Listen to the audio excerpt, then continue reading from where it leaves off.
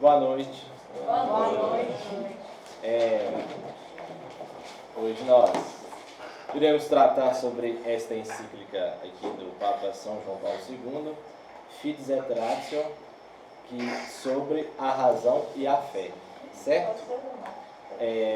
Então vamos lá. Por que foi necessário um Papa escrever sobre a fé e a razão no ano de 98, certo?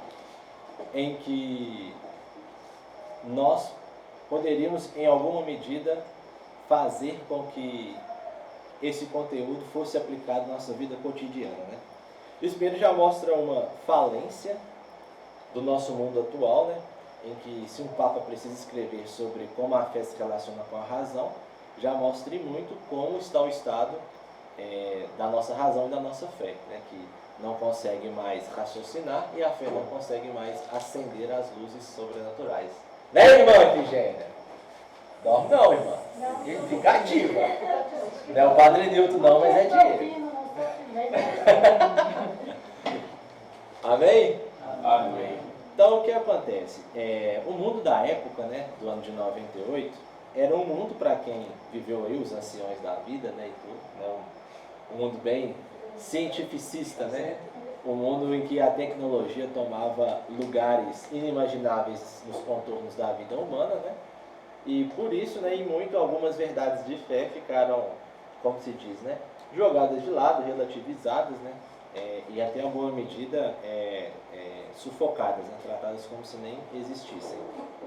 E também, quem viveu aí perto do ano 2000 sabe que diz que em 2000 o ano ia acabar, né, Du? Diz que quando virasse o ano ia vir um alienígena aí e tudo, ia sugar todo mundo aí, né? Isso, enfim. E aí tinha essas crendices aí, né? Lá da terra de Sidney, né? Que espalhou pelo mundo, Steve City. E o que sucedeu? Quando São João Paulo II viu toda essa questão, ele julgou por bem tratar uma das outras guerras que ele iria começar a travar, né, que o Papa Bento também desencadeou, né? Todo mundo sabe que um dos desdobramentos da Revolução Comunista é a relativização da realidade das coisas que a concernem, né? Então o Papa, combatendo o relativismo, né, da época entre fé e razão, e de alguma maneira estava combatendo o que nós chamamos de os erros da Rússia, né, prefigurados lá em 17 por Nossa Senhora de Fátima, certo? Por isso, o São João Paulo II escreveu, porque ele começou a perceber um certo movimento, né, financista, de alguma forma assim, um movimento intelectual que visava não a razão plena das coisas, né, mas apenas as contingências da vida, né. Enfim, ele abre a encíclica com aquela famosa frase que todo mundo sabe, né, que a fé e a razão são duas asas do Espírito que nos permitem conhecer e ascender até Deus, né? E talvez uma das primeiras objeções que se pode fazer é essa. Mas a razão está em mesmo pé de igualdade que a fé, ou a fé está sobre a razão, ou a razão está sobre a fé? Por óbvio, né, que a fé está sobre a razão, a fé é um dom de Deus, né? Os escolásticos vão dizer que a fé, ela é vertiginosamente, né, derramada sobre o vaso da razão. Então, ou seja, o conteúdo da razão é a própria fé. Não existe como se diz, um líquido sem um corpo, né? Porque um líquido sem um corpo, ele fica espalhado, disperso, ele não tem o quê? Forma. E se ele não tem forma, ele não tem a capacidade de alguma forma, né, de ser tocado ou de ser visto em sua inteireza, né? Então, de alguma forma, a fé se dá na razão, na medida em que esta, por Deus, é dada a nós, na nossa mente, né? Em que nós conseguimos ali compreender as verdades da fé. Então nós temos duas questões aqui, né?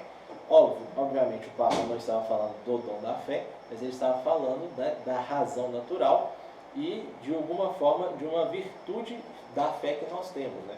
Todo mundo aqui tem, em alguma medida, por conta do pecado original, né, uma fé, como se diz, debilitada, tíbia, né, uma fé torta, né, que não atinge um fim celestial, né? Ela não é apontada para cima, ela é apontada para outras coisas, né?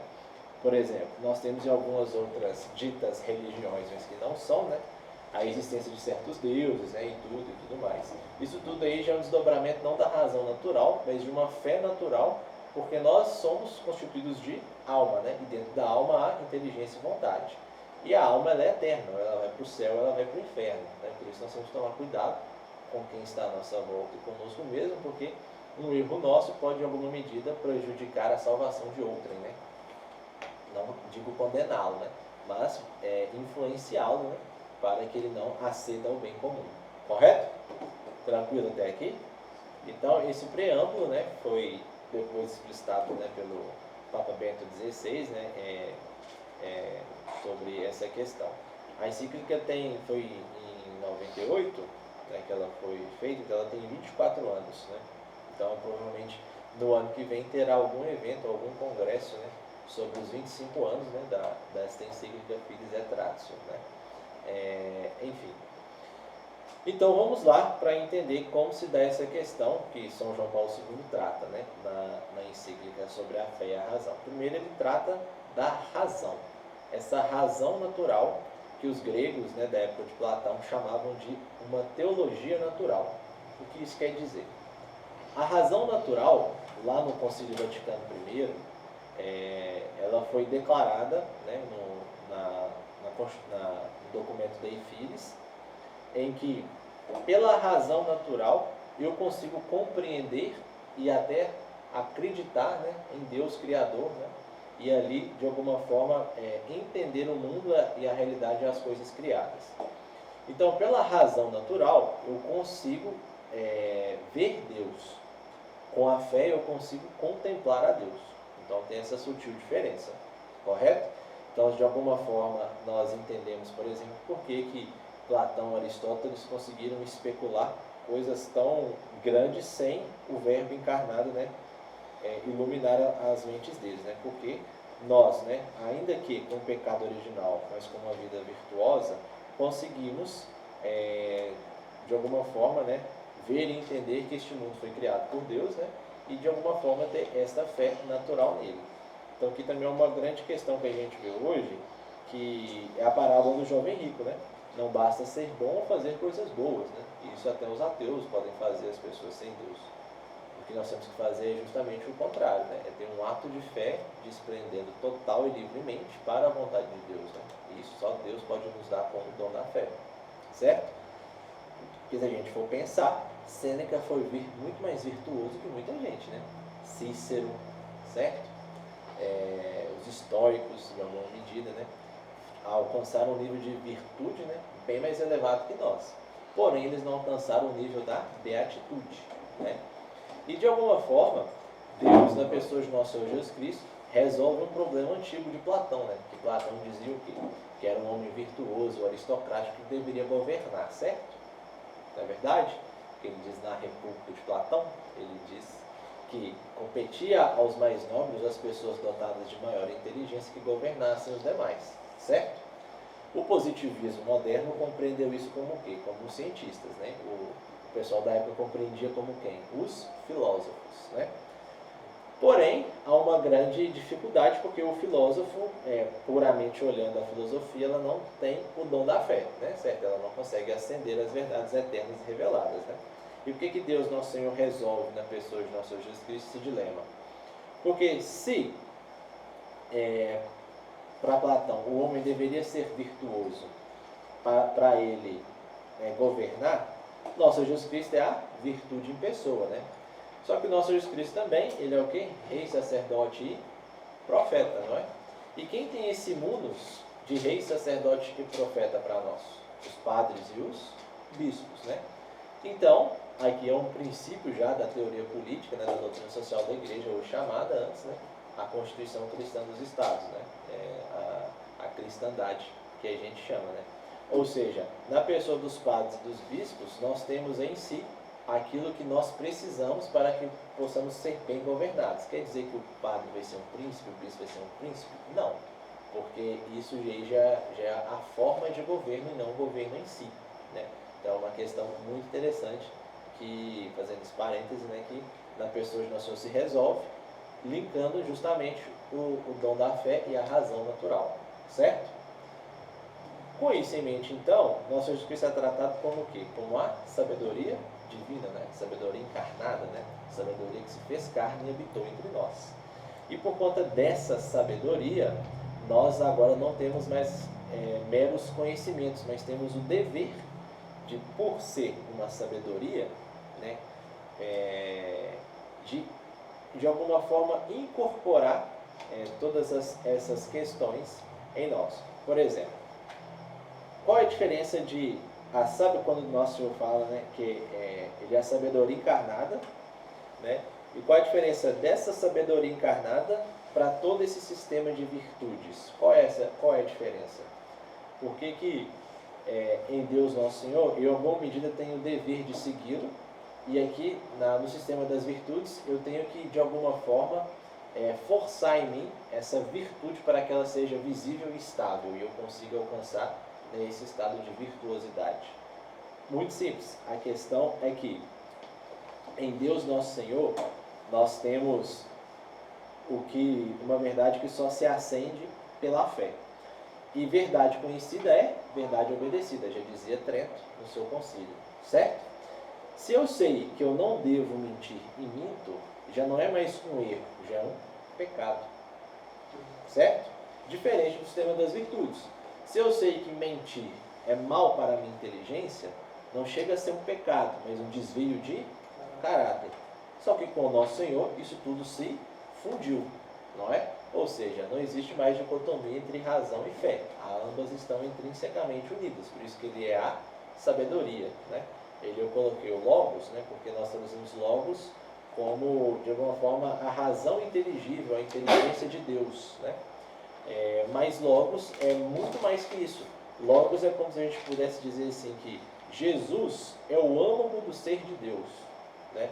Jesus, ele é ao mesmo tempo o mais essencial do ser de Deus, como aquilo que é mais evidente, como aquilo que é mais sensível, como aquilo que é mais patente, que nós conseguimos ver e contemplar as coisas, certo? E por isso, né, também, quando nós conhecemos Nosso Senhor, não tem como a gente voltar atrás, né? Até que nos evangelhos ele fala o quê? Que aquele que conheceu a verdade é como o filho pródigo que nunca voltou, ou seja, está na lama até hoje e comete o pecado contra o Espírito Santo, que é o quê? Resistir à verdade conhecida e revelada, certo? Então, portanto, se vocês não sabiam, né? Agora vocês sabem. Se vocês têm algum dever moral de fé a fazer e não fazem, de alguma maneira, mesmo que vocês não sabendo, agora estão sabendo, um pecado contra o Espírito Santo em sua ação, certo?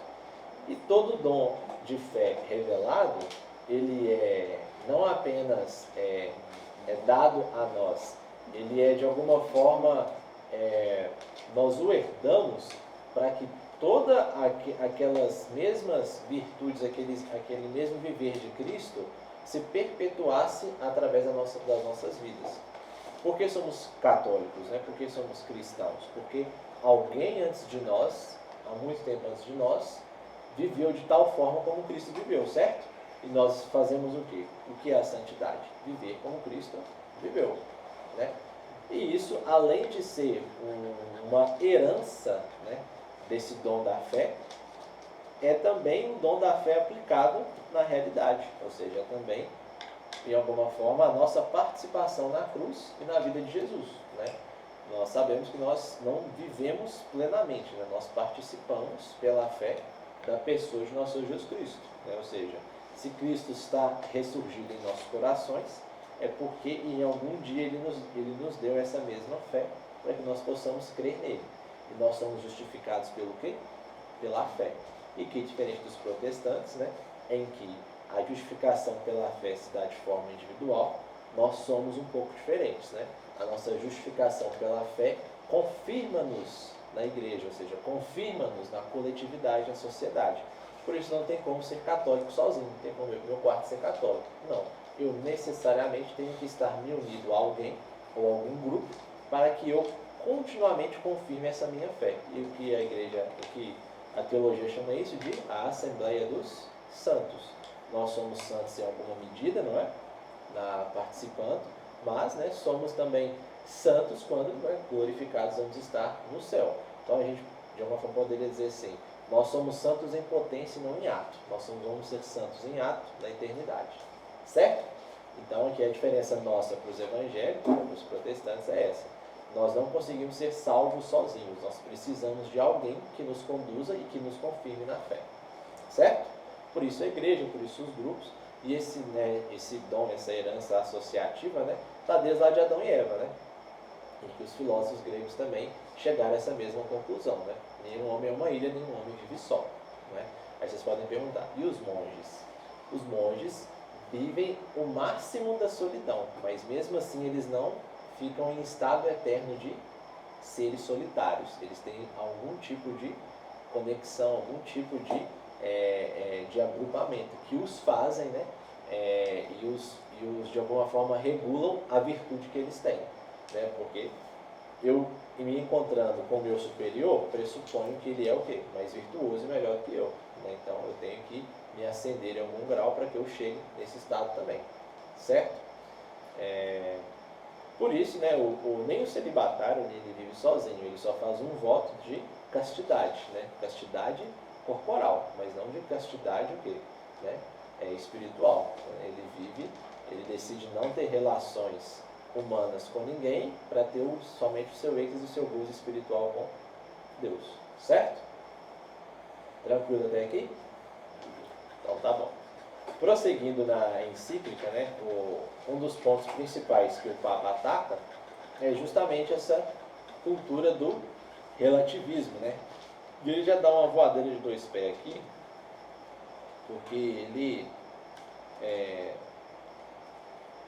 bate em uma das coisas, né, que nós ouvimos por aí sempre, né, mas por vezes não temos, né, como se diz, né, às vezes os termos corretos para refutar todo esse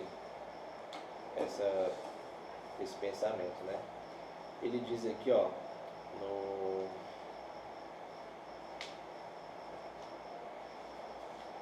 ponto 3, não, aqui mesmo, ponto 5 da encíclica, lá no seu introito, né? Em que ele diz aqui, ó, lá no segundo parágrafo, né? Do ponto 5. Ele fala aqui, ó. A filosofia moderna, esquecendo-se de orientar a sua pesquisa para o ser, concentrou a própria investigação sobre o conhecimento humano. Em vez de apoiar sobre a capacidade que o homem tem de conhecer a verdade, preferiu sublinhar as suas limitações e condicionalismos, né? E mais para frente ele vai falar aqui, ó. A legítima pluralidade de posições cedeu lugar a um pluralismo indefinido, fundado no pressuposto de que todas as posições são equivalentes. Trata-se de um dos sistemas mais difusos no contexto atual, da desconfiança da verdade. E essa ressalva vale também para certas concepções da vida originária no Oriente, que negam a verdade o seu caráter exclusivo, ao partirem do pressuposto de que ela se manifesta de modo igual em doutrinas diversas ou mesmo contraditórias entre si. Nesse horizonte fica tudo reduzido à mera opinião. Todo mundo já ouviu falar, né, essa chatice, né, que é assim, essa é a sua opinião, não quer dizer que ela é verdade, mas a minha opinião é diferente. Nós só temos opiniões em questões dúbias, certo? Quando a questão é uma verdade, ela é verdade mesmo, não tem opinião. A verdade, ela se impera, não é? A verdade, ou ela é ou ela não é. O princípio da não contradição. Não tem como a verdade ser e não ser ao mesmo tempo. Nem Deus é assim, né? Deus não é e não é ao mesmo tempo. Deus é. Ele é ativo, por isso que Deus é verdade. Certo? Isso se deu, né, toda essa questão, por conta de uma coisa, né, que sucedeu após o Concílio Vaticano II, né, que foi justamente o avanço da ciência em várias questões sociais, econômicas, familiares, né, até sexuais, né, e por conta desse avanço da ciência, né, a moral ficou relativizada, né? Quando a gente vê uma pessoa falando assim, mas essa é a sua opinião, não é a minha opinião, vocês podem ter certeza que isso, com certeza, em alguma pauta moral. Por exemplo, sexo antes do casamento, fazer o certo ou fazer errado. Mas isso não me influencia, eu consigo viver bem assim. Sempre é nessas questões. Por exemplo, você perguntar para a pessoa quem ela vai saber responder, não é? Aí você vai perguntar para ela assim, mas essa é a sua opinião ou ela é verdade? Ou seja, a pessoa fala assim, não, ela é verdade. Mas você pode virar para ele e falar assim, mas eu tenho uma opinião diferente de você. Não é? E isso constitui o quê? Uma falência do nosso tempo. O que é uma opinião? A opinião, ela vem do latim, né? Opinenare, né? Que significa que é o quê? É uma luz que gera sombra, ou seja, né? Uma luz que de alguma forma ela é imperfeita, porque se ela gera sombra eu não consigo ver um outro lado. É a mesma coisa, né? Eu vejo nessa Bíblia aqui, né? Ou seja, eu estou com o meu foco de luz aqui, mas ela tem uma sombra do outro lado que eu não consigo ver. Então a opinião, ela nunca é 100% verdadeira. Ela pode ter uma apreciação de certeza, mas uma opinião ela não é verdadeira. Daí que vem a crise dos especialistas hoje, né? Que cada um é especialista em alguma coisa, mas no fundo não é especialista em nada, né? A pessoa sabe analisar o conflito da Rússia e da Ucrânia, né? Mas não sabe, né, se definir sexualmente. Se eu sou homem, se eu sou mulher, né? Não sei o quê, se eu corto dos dois lados, enfim, vai saber. Isso é uma crise do nosso tempo. Por quê? Porque essa multidão de opiniões ofusca a verdade. Pensem bem, se a opinião ela é um feixe de luz que gera uma sombra, quando eu tenho vários feixes de luz, eu não consigo enxergar o objeto como ele é de fato, né? Porque ele sempre vai estar sobre uma sombra. Então a multidão de opiniões que a gente vive ofusca quem? A verdade. Só que não pensem que isso não foi planejado, né? Não vou entrar nesse sistema, mas isso é uma técnica, né, que se desenvolveu lá na KGB soviética, né? Da desinformação, da narrativa, né, das técnicas neurolinguísticas, né, de fazer com que as coisas não, dialética das tesouras, né, as coisas não fossem vistas como elas devem ser vistas, né, elas sempre têm como se diz, algum lado obscuro. O que o Papa está atacando é justamente isso, e aqui é uma coisa muito interessante, porque ele repete o ensinamento universal da igreja. A igreja, pergunto, vocês fizeram uma boa catequese, a igreja, ela busca a verdade, sim ou não? Ela é a verdade. A igreja busca a verdade, sim ou não? Não, a igreja não busca a verdade, a igreja detém a verdade. Cristo já não veio? Entendeu? A igreja detém a verdade, a igreja não busca. Tanto é que ela é a barca, não é? É dentro da barca que está a verdade, né? Inclusive, o bispo questionou o menino lá do aeroporto, Que é da verdade aí ele falou que relativa. não tem, que a igreja não tem como é que é? A plena verdade. Isso. Questionou ele. E percebam que isso é uma coisa muito perigosa, porque você duvidar da verdade é uma causa de anátema para São Paulo, né? Quando ele fala assim, se alguém vos pregar outro Cristo, ou dizer outra verdade além dessa, que anátema seja, ainda que um anjo dos céus viesse pregar para vocês um outro evangelho. Então, ou seja, isso é muito perigoso, porque isso aí já é quase, né, como se diz, não é um cisma, é uma exclusão lá da sentença, né? Ou seja, não tem como. E vindo do bispo, você vê a crise de fé que a gente vive, né? Infelizmente. Então, vai esperar o quê, né? Então, por isso que não existe, e isso a igreja sempre prezou, e o que o Papa fala aqui nessa encíclica, é justamente isso. Não existe uma fé que não é inteligente. A fé não é burra. Porque a fé burra é o quê? Um fideísmo. A razão sem a fé é o quê? A razão sem a fé é o quê? Escuro. A razão sem a fé é o quê? Caduca, né? Tíbia, né? E a fé sem a razão é o quê? Louca. Né? Ou seja, desbaratinada. E é dois erros que ele ataca aqui, que é o racionalismo e o fideísmo. Né? O que é o racionalismo? Veio lá do idealismo alemão, da Revolução Francesa, né?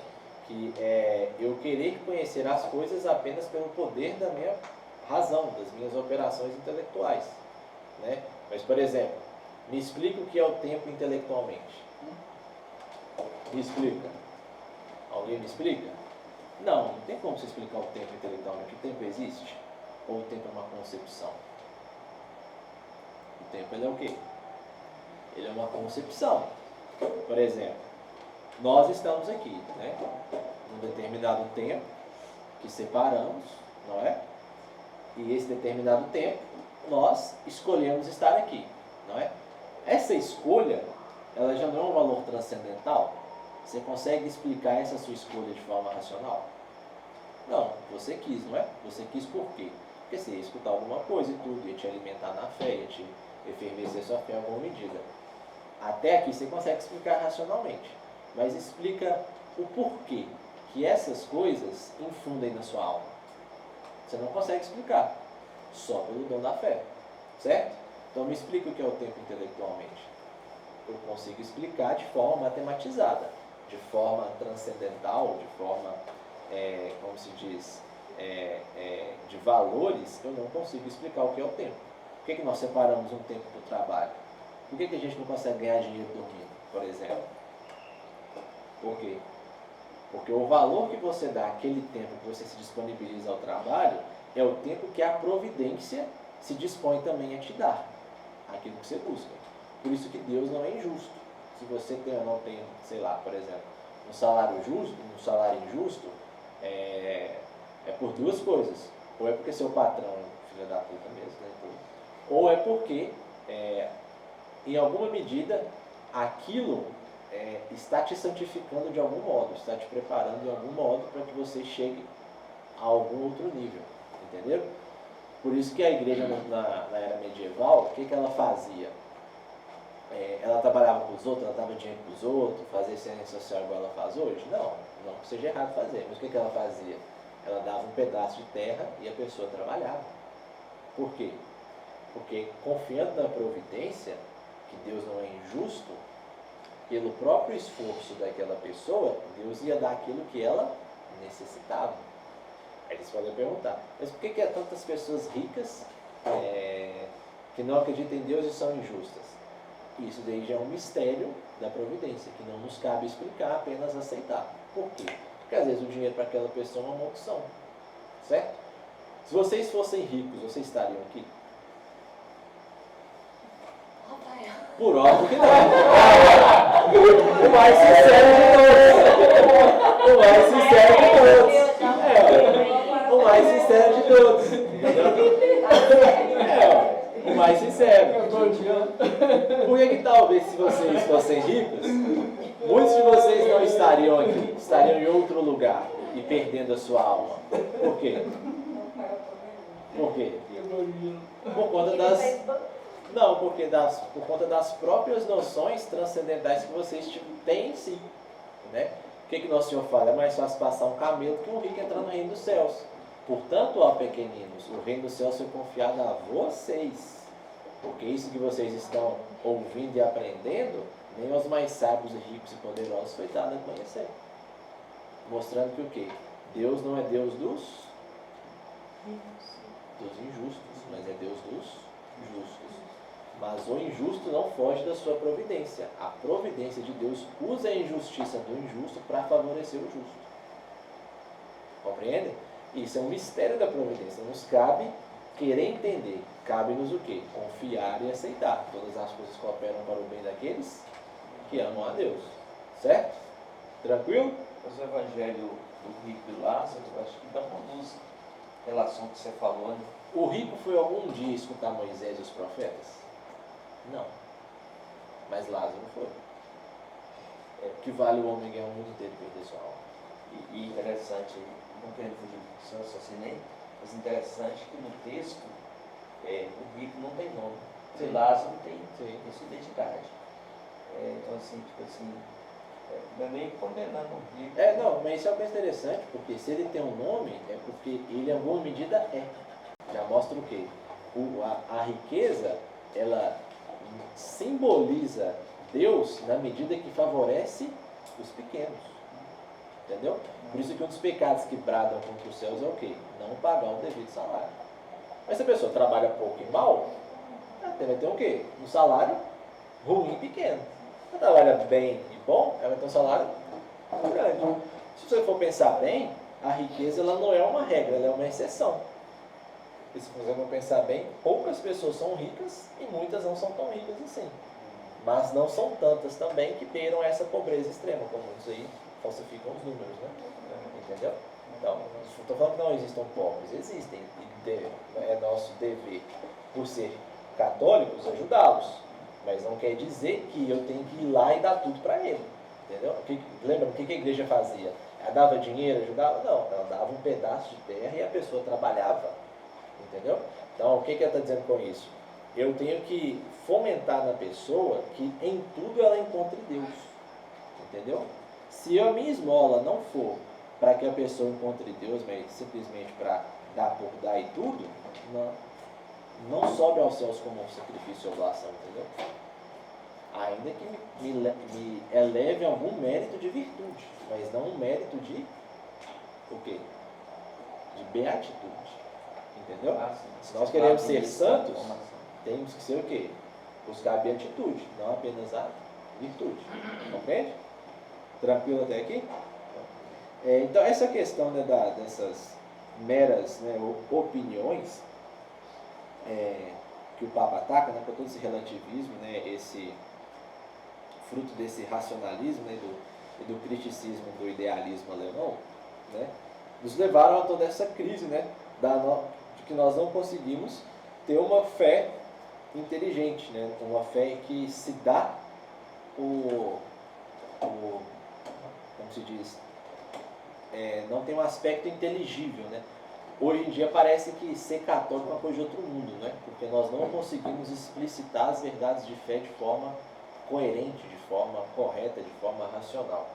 E isso é uma das coisas, não sei se vocês sabem, que o Papa precisa ter para que ele não seja condenado de heresia. Por exemplo, quando um Papa ex-cátedra, né, ou em concílio, ou em reunião com os bispos, dá algum dogma ou explicita alguma verdade, ela tem que atingir todos os católicos. E atingir todos os católicos é o quê? Todo mundo tem que ouvir? Não, todo mundo tem que entender e praticar.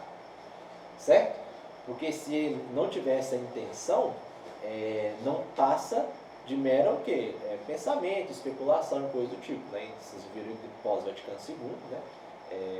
Nenhuma encíclica, nenhum documento da igreja tem a questão de imperar, ou seja, não tem a motivação de imperar, mas justamente de quê? De dialogar, de ensinar, de expor uma posição, uma opinião e tudo, né? E isso é uma coisa perniciosa, por isso que a gente brinca, por exemplo, o bispo, os papas, às vezes nos pedem para seguir o Vaticano II, mas o Vaticano II fala assim, que ele não tem o dom de ser seguido, mas apenas de ser explicitado, né? Então, aí a gente pega nas calças curtas aí, né?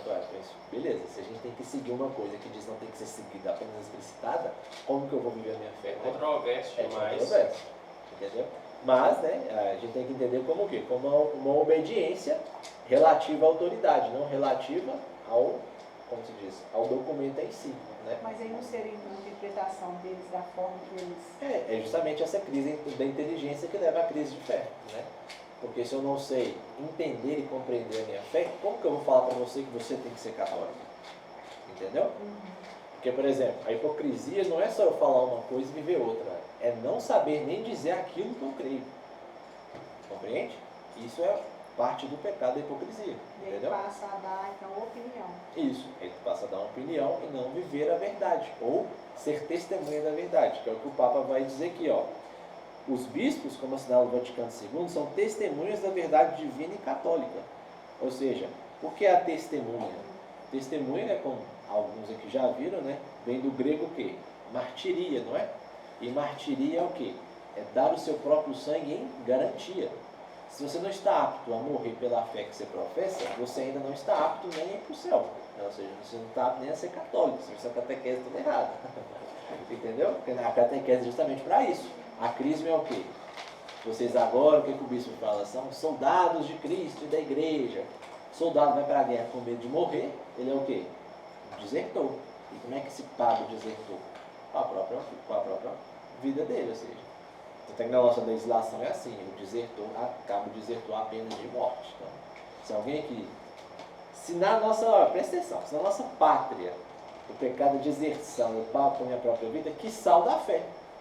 Se eu não testemunhar a minha fé, eu vou pagar com o quê? Com a condenação eterna, né? Que é o quê? Inferno. Certo? E só dele falar isso também já mostra aquilo que eu já falei. A igreja detém a verdade, né? Ela tem a posse plena da verdade, que é nosso Senhor, né? Jesus Cristo. A igreja não busca, a igreja ela não, como se diz, concilia, ela não perverte, não, ela detém. E essa detenção da verdade, né, dada por nosso Jesus Cristo à igreja, é o que dá a ela um caráter o quê? Sobrenatural. E aqui a gente entra já um pouco na ontologia, né? Ou seja, é como conhecemos e como ascendemos a fé, né? Que é muito interessante. Porque como que eu sei alguma coisa? Como? Como que eu sei alguma coisa? Sabendo explicar racionalmente o que Não sabendo explicar agora, né? Porque Cristo é a sabedoria, não é? Ele não é apenas como se diz, um teorema filosófico, né? Ele é a sabedoria encarnada, né? Quando eu vivo aquilo que sei. Nós só sabemos o que sabemos quando aquilo faz parte da minha própria vida. Por que Cristo disse que Ele é Deus? Porque fazia parte da própria vida dele o quê? A divindade. Por que eu digo que sou católico? Porque isso faz parte da minha própria vida. Se eu negar isso, eu nego a minha própria vida, não é? E como se dá toda essa operação em nós? Certo? Então vamos lá. Todo mundo aqui, né, foi um embrião, nasceu, e desde aquele momento você tem alma, não é? A alma tem potência aí, ó, inteligência aí, vontade. Dentro da inteligência eu tenho potenciato, não é? Que se dá na vontade. Quando nosso Senhor, Ele morreu na cruz, Ele morreu forçado ou livremente? Livremente, né? Ele quis se dar por nós, não é? Então foi um ato de vontade, não é?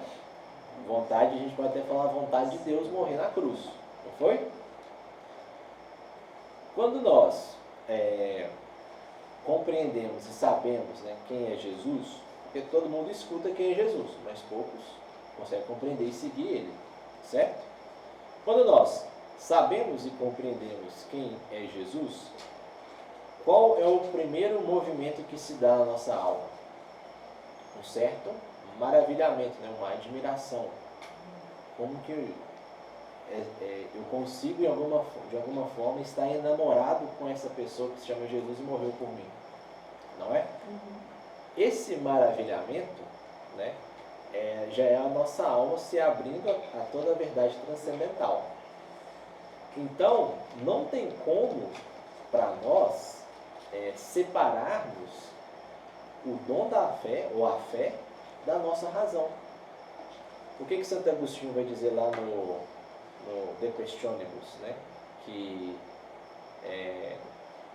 a coisa ela só pode ser amada depois de conhecida. Por isso eu preciso conhecer as coisas para amá-las, não é? Não é isso que a gente repete aqui sempre, eu preciso conhecer para amar. Isso já é de Agostinho. Por quê? Porque a fé pressupõe que a razão já tenha lido todo o conteúdo, mas não tenha conseguido o quê? Contemplá-lo. A fé pega este conteúdo e leva a alma o quê? A contemplar. A fé é vertida no vaso da razão. A fé, então, é como se fosse um olho da nossa alma, que quando ela é infundida em nós de forma sobrenatural, as escamas desse olho não existem mais, e eu consigo começar a enxergar as coisas claras como elas são. Jesus é o que? Ele não é a luz do mundo? E quem me segue não anda nas trevas? Não é isso? Luz vem da palavra primitiva, lá no grego, conhecimento. Certo? Luz da fé, então, quando nós temos essa luz da fé no olho da nossa alma, nós estamos agora não conhecendo as coisas criadas por Deus, nós estamos conhecendo agora a essência do próprio Deus. E este ato de conhecer a essência do próprio Deus nós chamamos de conversão. Oséias 4,6, não é? O meu povo se perde por falta de conhecimento. Conhecimento de quem? De Deus. Certo? Quando eu tenho este conhecimento de Deus, que nós chamamos de conversão, é aí que toda a nossa vida começa a mudar, não é? E vocês podem perceber que quando eu me converto, né, eu tenho que mudar minha postura, meu jeito de falar, muda meu casamento, muda no meu emprego, no meu trabalho, né, muda no meu convívio com as pessoas, no meu convívio com meu pai e minha mãe, mostrando que o quê? O centro da nossa vida É Deus. é de alguma forma, como se diz, é Deus, mas não Deus é esse ente abstrato, né? Mas é Deus participando em nós e nós nele. Sendo que quando nós não fazemos esse movimento pendular de ir buscar a ele e ele vir até nós, nós fazemos com que não tenhamos o que nós chamamos de o sentido da vida. Certo? Por isso que nosso Senhor fala, aquele que vem a mim, de maneira nenhuma eu lançarei fora. Né? Ou seja, estou à porta e bato. Aquele que abrir, eu entrarei e cearei com ele e ele comigo. Mostrando que o quê? Quando a alma é convertida, ela precisa sempre desse movimento pendular, de buscar Deus e Deus ir até ele.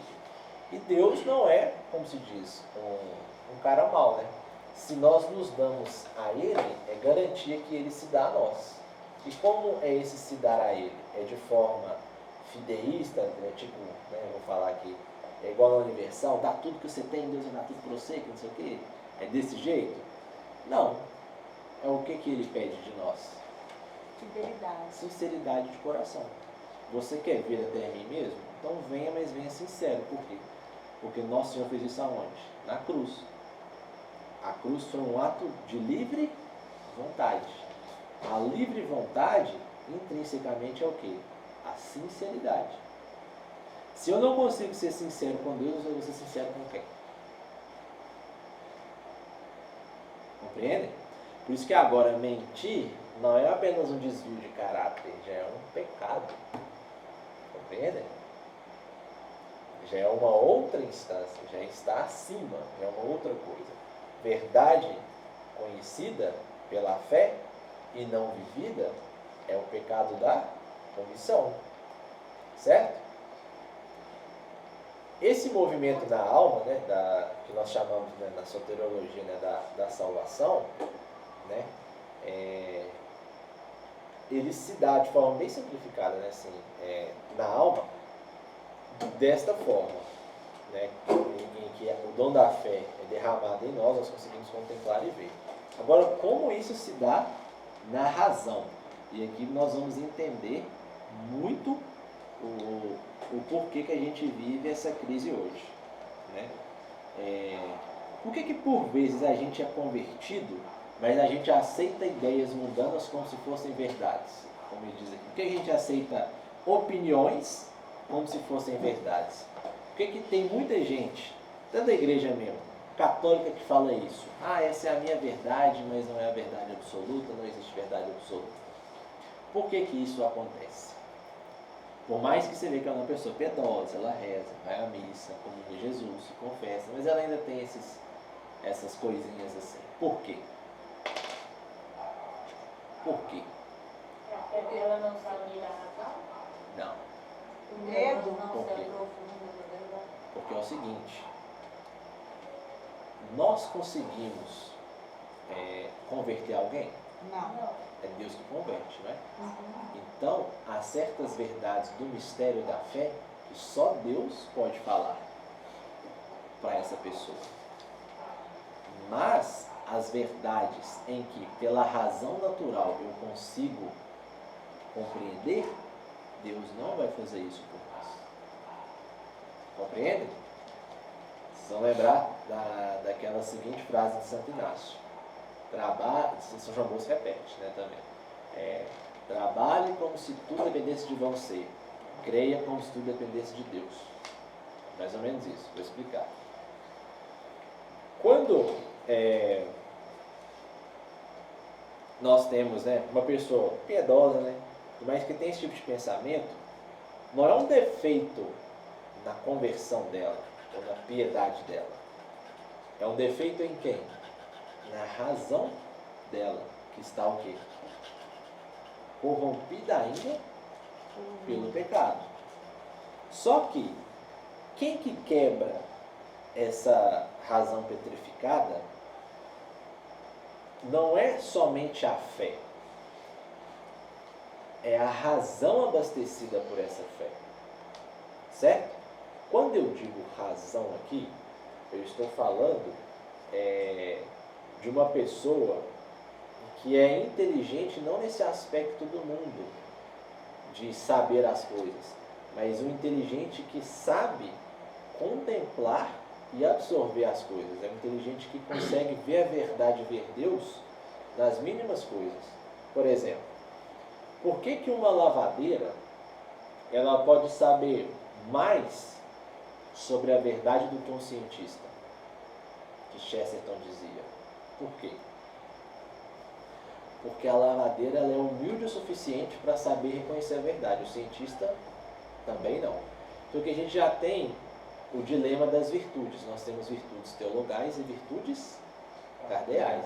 As cardeais nós temos que fazer o quê? Nós temos que fazer o quê? Nós temos que nos sacrificar, fazer penitência e tudo mais para que elas apareçam. E as teologais? Por Deus, derramando em nós por um ato de fé nosso. Certo? Quando nós temos hoje em dia essa verdade ofuscada, não é porque Deus não deixa de derramar a fé, é porque os homens que têm essa fé não fazem o devido exercício, ou não fazem a devida vênia para que esta verdade seja contemplada. Aquela frase de Leão XIII, né? O triunfo o defeito do mundo moderno é porque os católicos de boa doutrina não explicam a doutrina. Né? O que ele está querendo dizer? Quem tem a boa doutrina, conhece o Santo Evangelho, conhece o catolicismo, e ele não faz essa especulação, ou ele não se preocupa em fazer essa especulação, esse raciocínio, para que mais pessoas possam ascender a essa fé, o que Leão XIII fala? Além de ser um pecado da omissão, é um pecado contra quem também? O próprio Espírito Santo, porque é uma resistência à verdade. Por isso que na nossa vida nós temos que fazer de tudo e em tudo para que a verdade seja cada vez mais revelada, não é? Aí que vem aquela bela frase, né? Que diminua eu e que tu cresça, Senhor. Como difícil é isso, né? Como orgulhoso, soberbo, né? Reclamões a gente porque a gente não consegue fazer com que a nossa vida seja um espelho, né? Mas seja mais uma coisa bem ofuscada, né? Do que é aquilo que eu creio. Então, a virtude agora, né? Ou seja, essa crise da inteligência de pessoas que não conseguem fazer com que a fides et ratio andem em comum, não é, portanto, ou para tanto, um defeito do dom da fé, né? Mas é mais uma preguiça da nossa capacidade de raciocinar, certo? Essa pessoa piedosa, ela só vai conseguir compreender, por exemplo, que fé e razão, ou fé e política, né, podem andar juntos, quando ela compreender realmente os rudimentos da fé dela, né? Aí eu pergunto, ela vive a fé dela, isso basta? Não. Ela tem que o quê? Dar razão da sua fé. Não é isso que São Paulo diz? Se eu não consigo dar razão da minha fé, se eu não consigo fazer com que a minha fé seja visivelmente explícita, não é? É o que o Padre Sestilange diz lá na vida intelectual, né? Ou seja, é uma espécie de corrupção da inteligência, né? Porque lembrem o que é a corrupção. A corrupção é uma degradação, um apodrecimento, não é? E como é que a gente cura o apodrecimento, essa atrofia? Fazendo exercício, não é? Então, quanto mais exercícios especulativos, de leitura, essas coisas, de meditação eu fizer, mais eu vou conseguir explicar o quê? As razões da minha fé. E aí que entra uma coisa muito interessante. O que são as razões da nossa fé? São os dogmas, a vida de nosso Senhor Jesus Cristo, a doutrina da igreja, o que é isso? O que são as razões da nossa fé? O que são? O que são as razões da nossa fé? As razões da nossa fé é tudo que está no magistério da igreja. Mas o magistério da igreja é gigante, é imenso. Muito bom. A sua fé é extensa, é gigante, a sua fé é oceânica. A sua fé não tem fim. A sua fé move montanhas. Ou você acha que 100 páginas, 1000 páginas poderiam explicar o que é a sua fé? Óbvio que não, né? O magistério da igreja ele é o quê? Gigante, não é? Parece que não vai acabar nunca. E ali estão as razões da nossa fé. Se nós não conseguirmos minimamente fazer com que as bases desse magistério consigam ser evidentes, né, na nossa vida, no nosso ser, no nosso falar, no nosso agir, nós não estamos conseguindo cumprir a máxima de que nosso Senhor Jesus Cristo nos falou, né, ou nos mandou. Qual foi o último ato de império que nosso Senhor Jesus Cristo nos mandou para que ele seja conhecido e amado? Qual que é? Ide e ensinar em todas as nações. Compreende? Eu posso ser um missionário na África, né, nos países muçulmanos? Posso, não tem problema nenhum. Mas eu consigo ensinar as razões da minha fé para o meu vizinho? Então o que adianta eu ir para a África? Né? Compreende? O Papa João Paulo II, peça encíclica, ele quer justamente nos dizer isso. Os fundamentos da nossa fé e os fundamentos da nossa razão de ser mesmo católicos, eles não são dicotômicos, mas são tão unidos que só realmente uma ação demoníaca, fazendo com que filosofias, né, ciências e métodos causassem essa disrupção da nossa fé e da nossa razão. Certo? Por que, por exemplo, hoje eu consigo compreender, ver, como se diz, né? Como que a gente consegue contemplar todas essas coisas, né, e tudo mais? É porque simplesmente certas pessoas viveram de forma piedosa e fizeram lá suas práticas e tudo, ou porque eu consegui, pela minha razão, entender essas práticas e absorvê-las para mim. Certo? Por exemplo, o que as pessoas muito criticam os católicos? É uma fé cultural, de pai para filho, você não sabe o que você está fazendo, você vai porque meu pai ia e tudo mais, não sei o quê. Em alguma medida é certo, em alguma medida é errado também. Porque, por exemplo, um ato virtuoso que meu pai faz, eu não vou fazê-lo? Óbvio que eu vou. Mas eu não tenho que apenas fazê-lo, eu tenho que entender para mim fazer. Certo? Então, por exemplo, as pessoas só vão querer o Cristo que você fala. Se o seu Cristo for um libertador social, que a teologia da libertação coloca e tudo, muita gente vai querer, não é? Todo mundo é em alguma medida oprimido? Não é? Todo mundo vai querer. Mas esse é o Cristo real ou é um Cristo racionalmente concebível? É um Cristo racionalmente concebível, não é um Cristo real.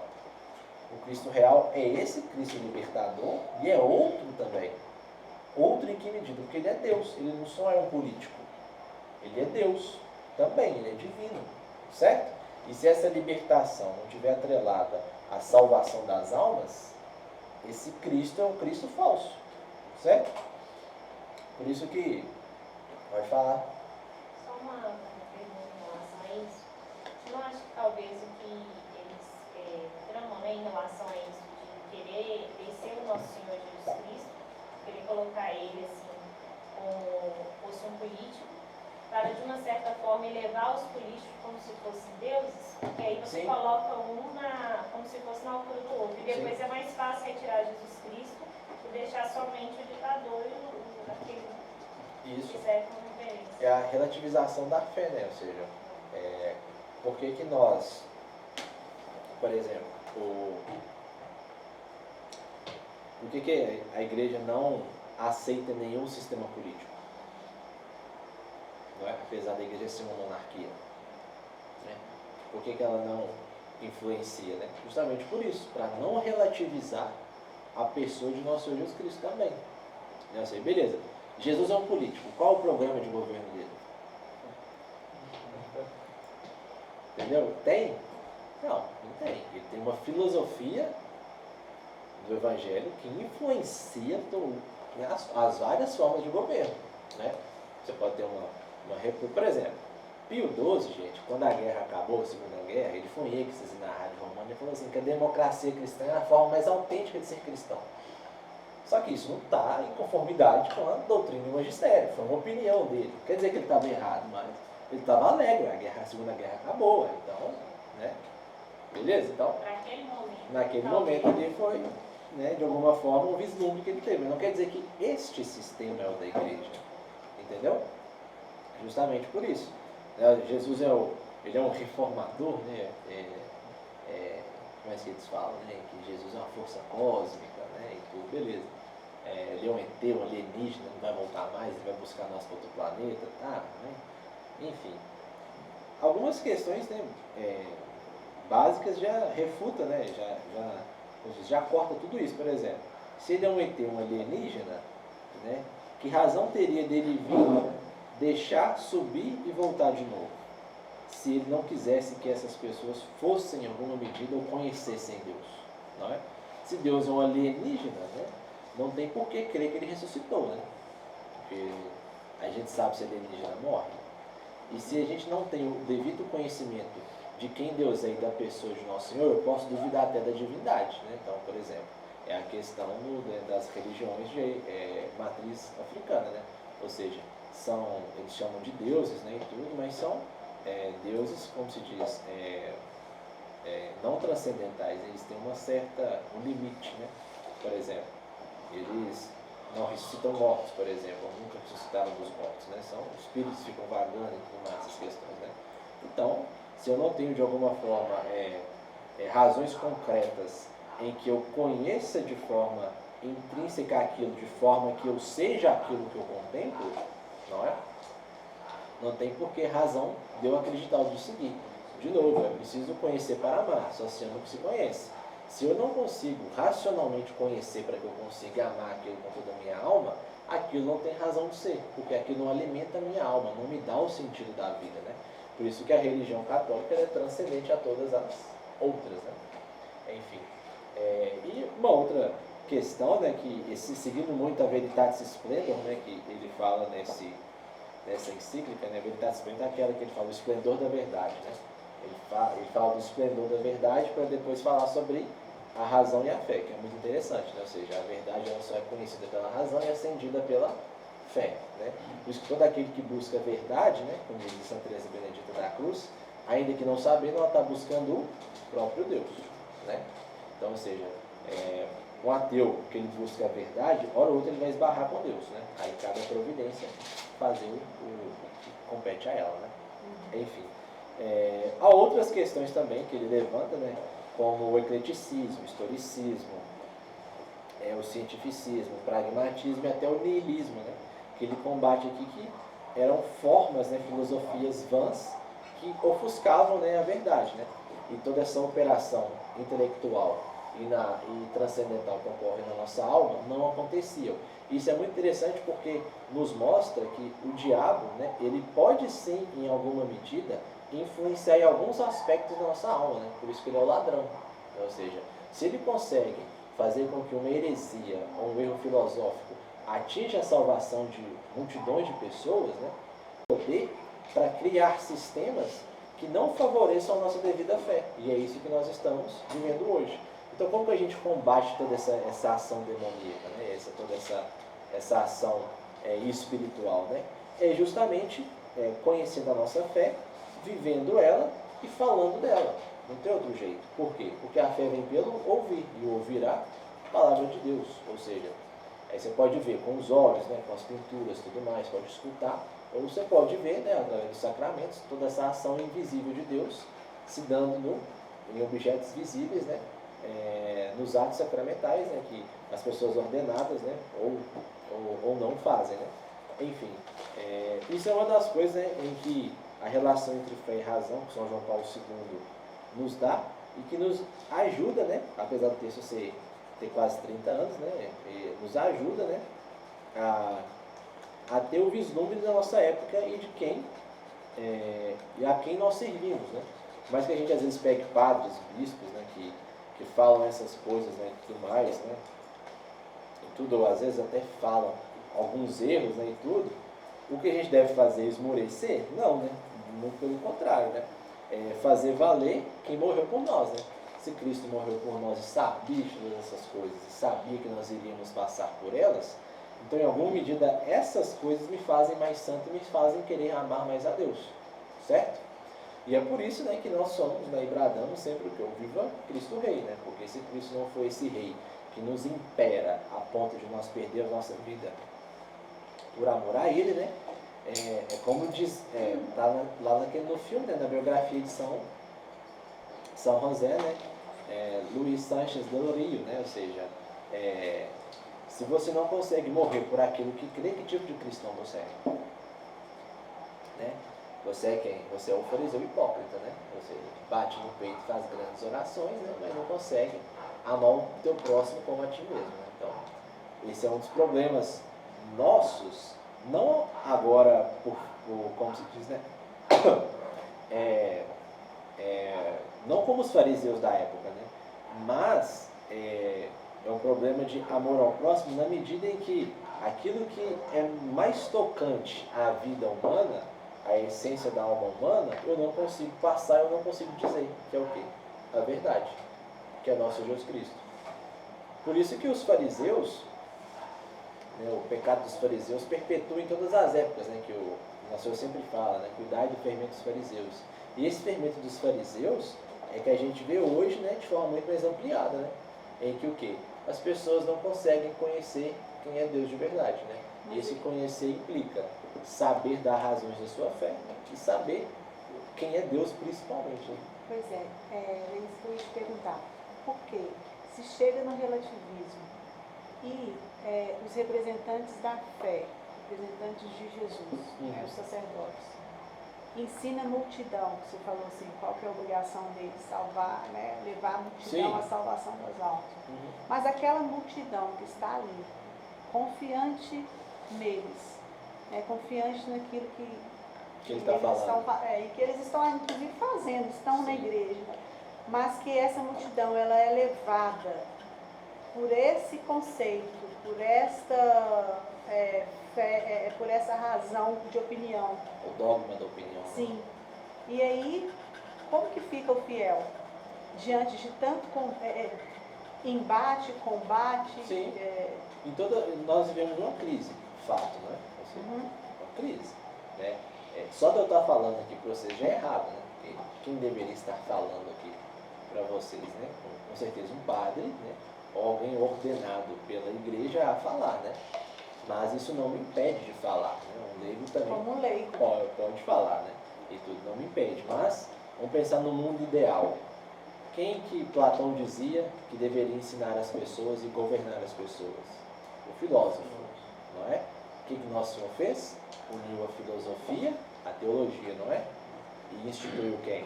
Os padres e bispos, não é? Então, padres e bispos são as pessoas mais capacitadas pelas virtudes sobrenaturais de Cristo a governar, certo? Se isso não acontece, não é verdade? Com toda essa crise que a gente vive. O que a gente faz na crise? Né? O que Nossa Senhora em Fátima diz? Né? Que os erros da Rússia iriam se espalhar pelo mundo. E qual era a missão das pessoas de boa vontade que queriam viver tudo aquilo que Fátima disse? Né? O que é? Conservar a fé. Entendeu? Estou no ambiente, né? Ou seja, quando a gente esbarra muito, né? que só tem teologia da libertação, que não sei o que, o povo não sabe, não conhece. O que você tem que fazer? Ser o melhor possível. Isso já é conservar a sua fé. Entendeu? Te deu uma oportunidade de falar, fale. Né? Mas, por exemplo, quando que eu sei que em alguma medida, como se diz, né? Todo esse meu esforço e tudo é como se eu estivesse dando murro em ponta de faca, visto que não está dando resultado e tudo mais, essas coisas. Então, quando você faz isso, o que você tem que fazer? Né? É justamente porque eu falei lá no início, né, da aula, né? A nossa fé só é confirmada onde? Na Assembleia, não é? Em pessoas que, em outras palavras, né, que querem as mesmas coisas e odeiam as mesmas coisas, não é? Porque a filosofia é o quê? Você ser amigo da sabedoria, não é? Se a sabedoria divina já está encarnada, né, a fé, então, é muito mais que uma reunião de amigos, não é? Aristóteles não falava assim que o fim da política é tornar os homens amigos? Então, se Cristo elevou Aristóteles a tal ponto, né, de São Tomás pegar todo esse conhecimento e sem ser do magistério como certeza de fé, o que ele está querendo dizer com isso? Que a fé agora não é simplesmente uma reunião de amigos, né, ou pessoas, né, que se reúnem para ser amigas e tudo mais. Não. A fé agora é o quê? Ela faz das pessoas instrumentos de missão. O que isso quer dizer? Se você não for como Cristo em alguma medida, você não vai conseguir agradar a Deus. Entendeu? Porque sem santidade é impossível agradar a Deus, já dizia Hebreus, né? Então, se você está num ambiente em que pessoas corrompidas querem ver a corrupção e não tem, você não vê, como se diz, nada daquilo que você faz provoca nelas algo de transcendental, então você tem que fazer o quê? Se juntar, né, pessoas que realmente querem as mesmas coisas e fazem as mesmas coisas. Por isso que, por exemplo, pensa nos cristãos, nos cristãos. Por que eles morriam?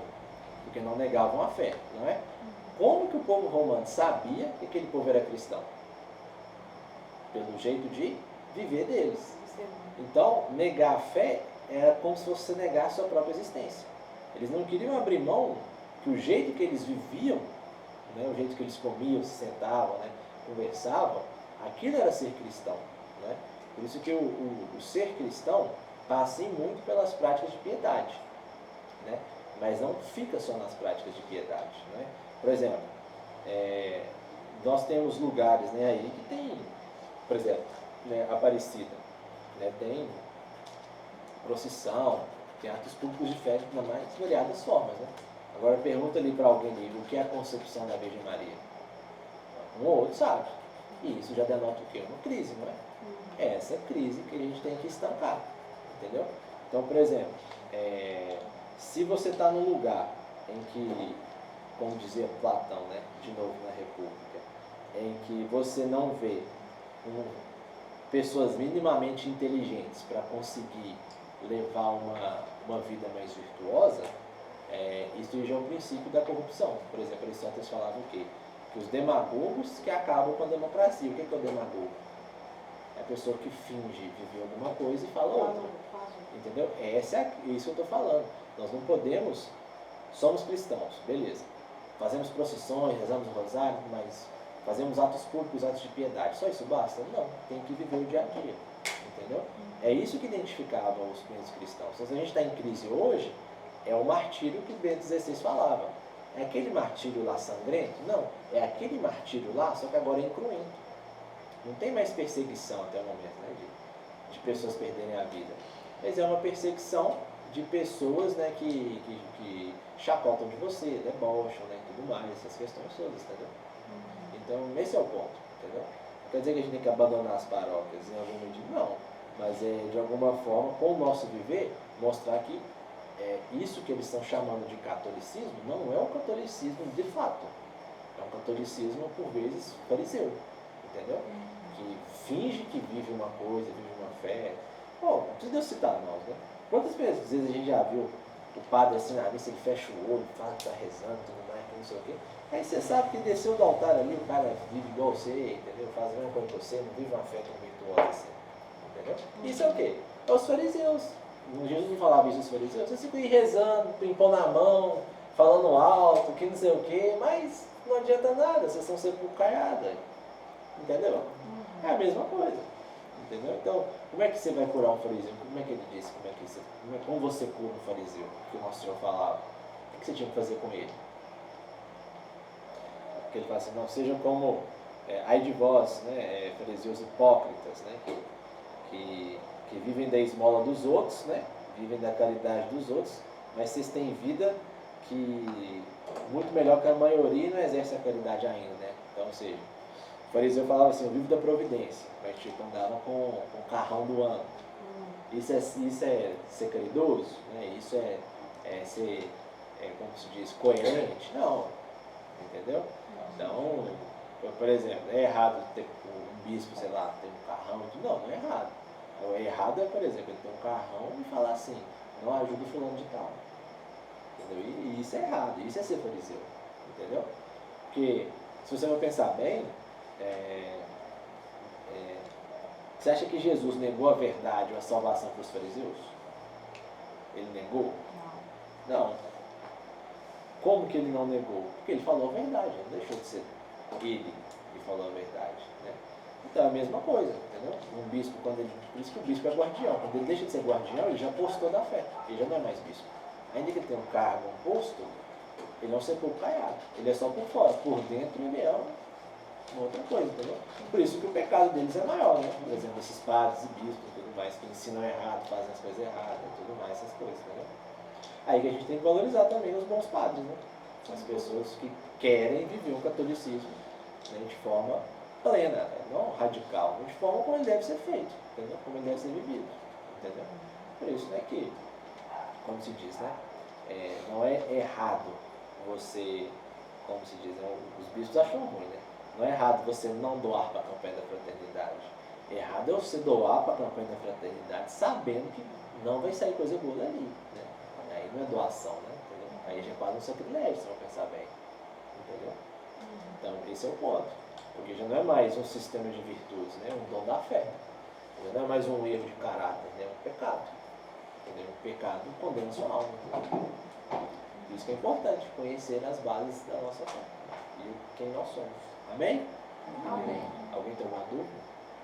Esse livro também fala a questão que é como duas asas, né, do vaso que está voando, a águia, a razão e a fé. Isso. Duas asas. Ele já abre assim, né? A fé e a razão, né? Por isso que é filhos atratos. São como duas asas do espírito, né? Que elevam a alma, né? As coisas transcendentes. Né? Eu falei nisso também. É interessante. Certo? Tranquilo? Sim. Então é isso. Muito obrigado a todos.